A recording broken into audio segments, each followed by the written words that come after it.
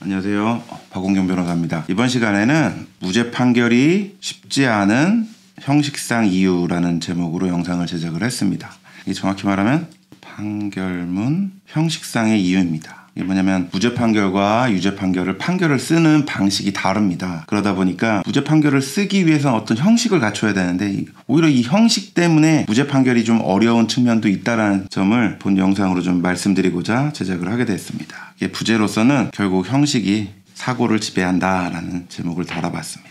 그래서 이렇게 많이 물어보세요. 저희 유튜브 댓글이나 저희 쪽으로 질문 많이 주시는데 뭔가 재판을 받아서 유죄 판결을 받았는데 그럼 유죄 판결 받았으면 당일에는 판결문을 못 댑니다. 근데 이제 다음 날이나 다다음 날 정도는 법원을 가서 판결문을 발급을 받을 수가 있습니다. 그러면 이제 막상 이 판결문을 뭐라고 왜 내가 유죄인가 싶어서 판결문을 받아서 좀 꼼꼼히 읽어봐야지 했는데 이유가 없다라는 거죠. 왜 유죄인지 이 이유가 내가 좀 읽어봐야지 내가 납득을 해서 항소를 하지 말아야지 아니면 항소를 해야지 이렇게 생각이 들 텐데 적혀있지 않다라는 질문을 많이 주십니다. 또 이런 말씀도 주세요. 야, 유죄 판결문이면 내가 왜 유죄인지 좀 상세하게 적혀 있어야지 될 텐데 적혀 있어도 뭔가 좀 굉장히 간단하다라는 거죠. 그래서 이렇게 짧게 적혀도 되냐, 난 굉장히 억울한데 이런 질문 많이 하십니다. 형사재판에서 판결의 종류가 있습니다. 그러니까 이게 정확히 재판의 종류인데 형사재판의 형식으로는 판결, 결정, 명령이 있습니다. 우리가 흔히 하는 유무죄 판결문을 판결문이라고 하고 이거는 재판 거치고 선고일자 잡아서 해야 되는 거를 판결이라고 합니다. 근데 이와 같은 절차를 거치지 않고 간이하게 하는 거를 이제 결정, 명령이라고 합니다. 이제 구속 결정이든 구속 취소 결정이든 결정이란 말이 붙어 있잖아요. 최근에 윤석열 대통령이 구속했다가 법원에서 어떤 이유로 이제 구속 취소 결정해서 석방 명령이 나오지 않았습니까? 그럴 때 이제 결정이라고 하고 또 혹은 재판 과정에서 이제 불출석하거나 증인으로 이럴 때는 과태료를 부과하는 명령 이렇게 형식으로 나눠져 있습니다. 그 중에서 지금 말씀드리려고 하는 거는 형사 판결입니다. 형사 판결의 종류로는 유죄 판결이 있고 무죄 판결이 기본적으로 있습니다. 그리고 면소 공소기각 판결이라는 것들이 있습니다. 면소 판결은 보통 이제 공소시효 너무 오랫동안 수사해서 재판 넘기지 않은 거 이럴 때는 법원에서 면소 판결을 합니다. 이게 일정 기간이 넘어버리면 형벌권이 사라졌다라고 보는 것이거든요. 공소기각 판결은 이제 뭔가 합의를 하거나 친고죄인데 최근에 대표적으로 이게 명예훼손이라고 볼 수 있겠죠. 명예훼손, 모욕이나 이런 죄들 합의를 해서 공소기각으로 끝나는 경우들이 있습니다. 이게 당사자가 합의를 해버리면 더 이상 처벌을 하지를 못하거든요. 그래서 이렇게 판결이 종류가 4가지가 있고 그 중에서 유죄 판결은 당연히 피고인한테 불리하고 검사한테 유리하죠. 이제 나머지 판결들은 다 결국 형벌이 발생을 하지를 않으니까 처벌이 되는 게 아니니까 피고인한테 유리한 이런 판결로 구성이 됩니다. 근데 이 본격적인 주제입니다. 형사재판에서 유죄든 무죄든 판결문을 작성하는 방식, 형식이라고 하죠. 이거에 관련해서 좀 설명을 드리면 이제 유죄 판결문에는 형사소송법에서 규정을 하고 있습니다. 뭐냐면 판결문을 쓸 때는 이러이러한 사항을 적어야 된다라고 규정을 하고 있습니다. 그래서 제일 먼저는 주문을 적어야겠죠. 그래서 유죄 판결에서 유죄 판결을 합니다라고 하지는 않습니다. 유죄임을 전제로 징역 1년에 처한다, 벌금 500만 원 처한다 이게 구체적인 형량을 적습니다. 그걸 유죄 판결문이라고 하는 것입니다.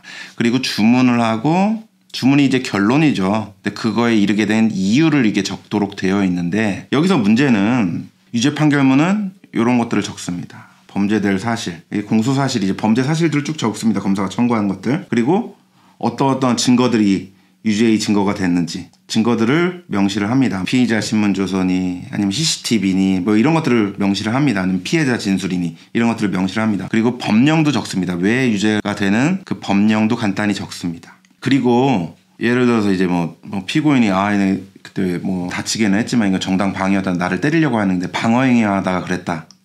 혹은 내가 당시에 술에 만취해서 심신미약 상태였다. 이런 것들을 주장을 할 때 일부 사항입니다. 이런 걸 법률적 주장이라고 하는데 그에 대한 판단까지는 적어줍니다. 근데 이제 그 외에 재량 사항으로는 양형의 이유, 벌금 500만 원을 한 이유는 이런 것들도 일부 적을 수는 있습니다. 그런데 재량이에요. 근데 핵심적으로 왜 유죄 판단을 했는가라는 거는 적지를 않아요. 이러이러해서 이러이러한 과정으로 유죄가 됐습니다라고 적지를 않아요. 굉장히 간단한 것들만 적습니다. 그래서 유죄 판결문을 보면 기본적으로 얇습니다. 무죄 판결문에 비해서는. 근데 반대로 무죄 판결문은 어떤 것들을 적냐? 제일 먼저 똑같이 주문과 이유로 구성이 되는데 피고인은 무죄라고 씁니다. 무죄로 선고한다라고 쓰지는 않습니다. 피고인은 무죄. 라고만 쓰고 선고할 필요도 없다라고 보는 거겠죠. 무죄니까. 그리고 검사가 공소 제기한 그 범죄 사실을 간단하게 적습니다. 그리고 이제 판단을 적는데 아까는 유죄 판단을 적지는 않는다고 했잖아요. 유죄 판결문에서는 상세하게 적습니다. 저희가 이제 무죄 판결 받은 성공 사례나 이런 것들도 영상에서 소개시켜 드리지만 그 영상을 보시면 알겠지만 굉장히 구체적으로 되어 있습니다. 첫 번째로는 대법원 판례나 법리가 이렇게 되어 있다라고 이게 쭉 적시를 한 다음에 구체적인 판단을 상세하게 적습니다. 그러니까 검사가 뭐라고 수사 기록으로 증거를 냈는데 그게 증거 능력이 있느냐, 증거로 쓸 수 있느냐, 그리고 증명력 믿을만 하냐, 이 부분이 핵심적으로 길겠죠. 어떠어떠라고 말을 하는데 어떤 부분이 모순되고 뭐가 반대되고 이건 비상식적이고 상세하게 적습니다.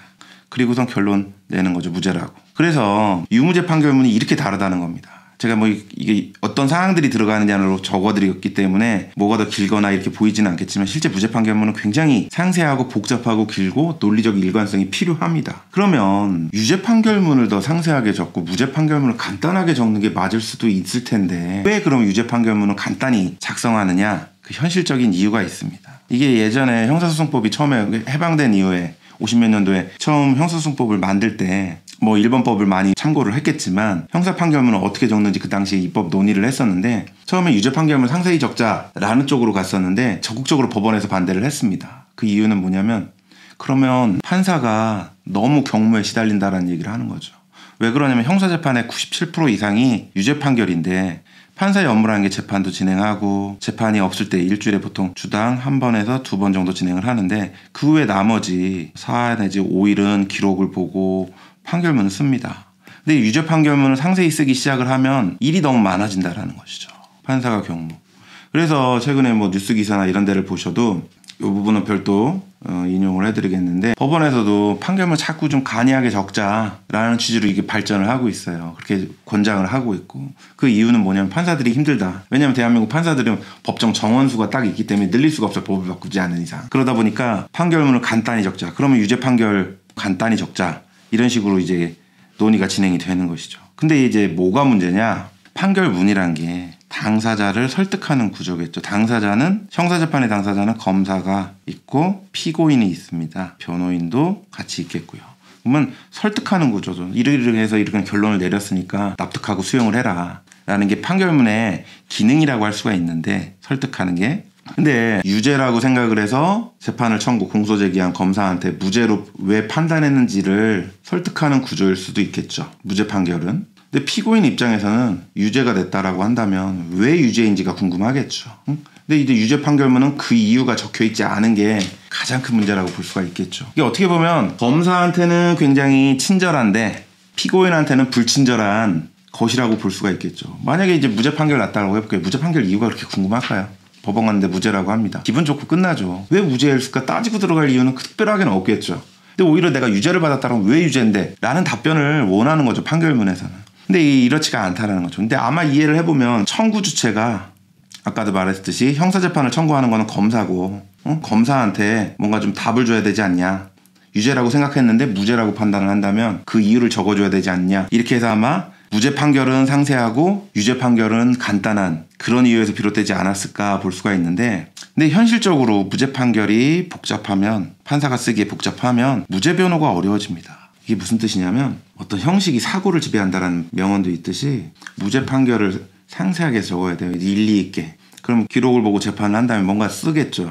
그러면 무죄의 이유들이 잘 써져 라고 하면 무죄라고 생각을 하겠죠. 근데 무죄의 이유가 잘 안 써져요. 그러면 무죄로 쓰기가 어려우니까 이렇게 안 써지는 게 보니까 비논리적이기 때문이다. 그럼 유죄라고 생각할 가능성이 높아지는 건데 이러면 그 변호하는 입장에서는 무죄의 이유, 논리를 잘 제시하면 무죄가 된다는 뜻이 되거든요. 근데 무죄라고 하는 거는 유죄가 아니니까 무죄인 것이지 무죄라는 고유의 이유가 있기는 어렵습니다. 이게 무슨 뜻이냐면 형사재판은 증거가 있을 때 유죄라고 봅니다. 반대로 말하면 증거가 없으면 무죄인 거죠. 유죄가 아니니까 무죄인 것이지 무죄가 아니니 유죄다라는 이 사고 구조는 거꾸로 돼버린 것이거든요. 또 하나 이게 무죄 추정의 원칙이라는 게 그래서 있는 것이거든요. 무죄에서 시작을 해서 봤더니 결국 증거들이 하나든 두 개든 세 개든 이렇게 결합을 해보니까 그래서 유죄다. 이렇게 심증 형성이 이렇게 된다라고 하는 게 무죄 추정의 원칙이니까 처음에는 무죄에서 출발해야 된다라는 게 무죄 추정의 원칙인데 유죄 판결문은 간단히 무죄 판결문은 논리적 이유가 있어야 돼. 이 형식이 이렇게 해버리면 무죄가 아니면 유죄다 이런 식의 구조가 갈 수가 있고, 그러면 이제 무죄 판결문보다 유죄 판결문이 더 나올 수 있는, 본래의 예상과는 달리 다른 이 결론이 나올 수 있는 이런 위험성이 생길 수가 있거든요. 그래서 다른 나라들은 어떤지 모르겠습니다. 그래서 아예 검사가 청구한 게 말이 안 된다 그러면 기각하는 식으로 적어버리고 무죄 판결문 간단히 적고 유죄 판결문 상세히 적는 이런 입법 예들도 분명히 있을 것 같아요. 그래서 무죄 판결이 어려운 여러 가지 이유들이 있습니다. 근데 형식상으로도 이런 문제점들이 있다라는 측면을 본 영상으로 한번 제작을 하게 되었습니다. 본 영상과 관련해서 궁금하신 부분 있으면 언제든 질문 주시고 좋은 제안 주시면 저희가 향후 영상 제작하는 데 있어서 참고도 하고 반영도 하도록 하겠습니다. 감사합니다.